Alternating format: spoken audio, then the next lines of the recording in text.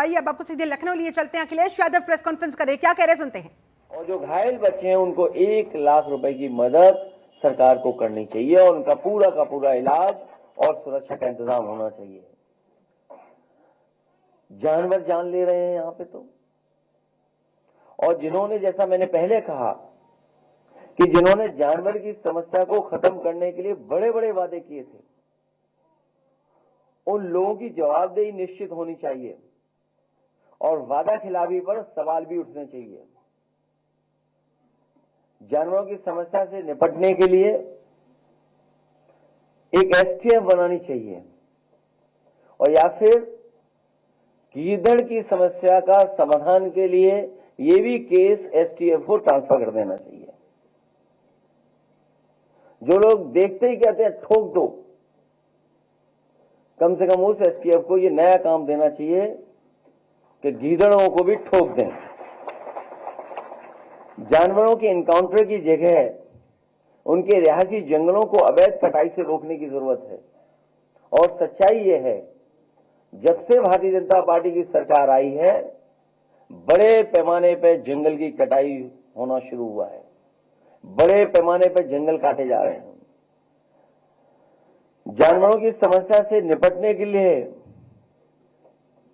बुलडोजरी सोच से उभरना होगा।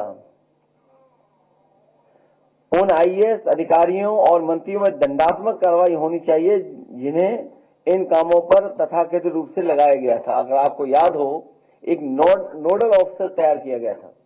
एक नोडल ऑफिसर की जिम्मेदारी थी जानवरों की समस्या का समाधान के लिए। आखिरकार उन नोडल ऑफिसर पे क्या कार्रवाई हो रही है? क्या कोई दंडात्मक कार्रवाई सरकार ने की है कि नहीं किया? ये क्या सरकार करेगी उन पर? इस काम के लिए दिया गया अरबों का फंड कहां गया?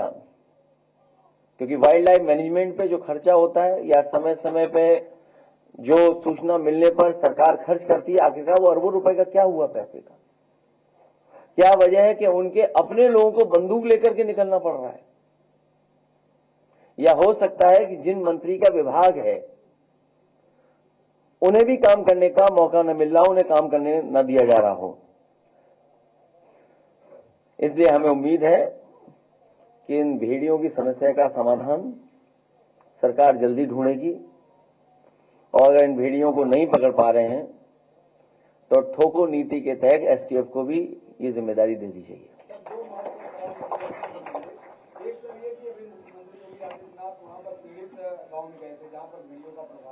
उन्होंने आंकड़े घायलों के 20 दिखाए और मृतकों के 8। आपकी लिस्ट में 60 घायल हैं और मृतकों की संख्या लगभग 10 से बता रहे, कुछ लोग आ नहीं पाए। ये अंतर क्यों है सर? सरकार क्यों बताएगी या क्यों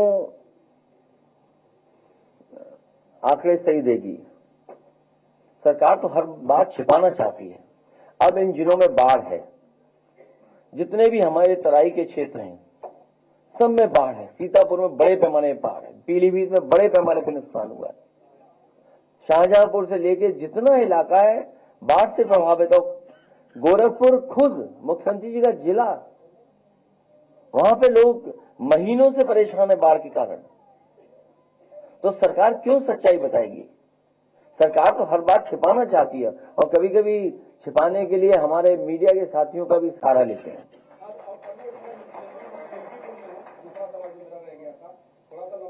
कर दे रहा हूं, आप अच्छे से बता देंगे। इन्होंने कहा कि पहले सनातन आस्था से खिलवाड़ होता था, इनको तो विवादित ढांचा प्यारा था, ये राम भक्तों पर थे, सारा चिट्ठा खोलेंगे तो मुंह दिखाने लायक नहीं रहेंगे। समाजवादी पार्टी को अंधेरा पसंद है। क्या कहें सर, इस तरह के आरोप लगाए मुख्यमंत्री जी ने बोला?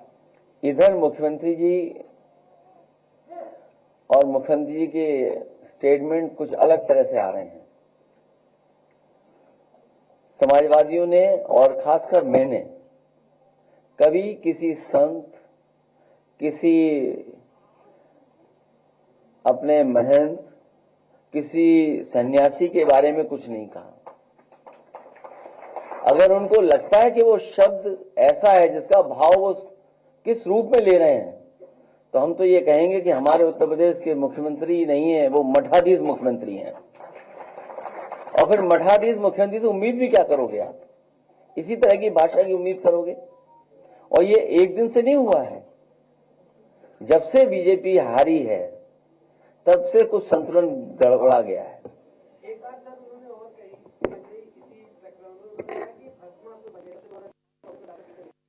देखिए, जितना हमने पढ़ा है या जितनी होगी उन्होंने लिए हैं, ये हमारे आदरणीय माता प्रसाद पांडे जी सब जानते हैं उनके बारे में। और अगर विस्तार से सुनना चाहो तो मैं कहूँ माइक उन्हें दे दूं। तो ये जो मुख्य मुद्दे हैं उन मुद्दों से ध्यान हटाने के लिए मुख्यमंत्री जी लगातार इस तरह की बातचीत कर रहे हैं।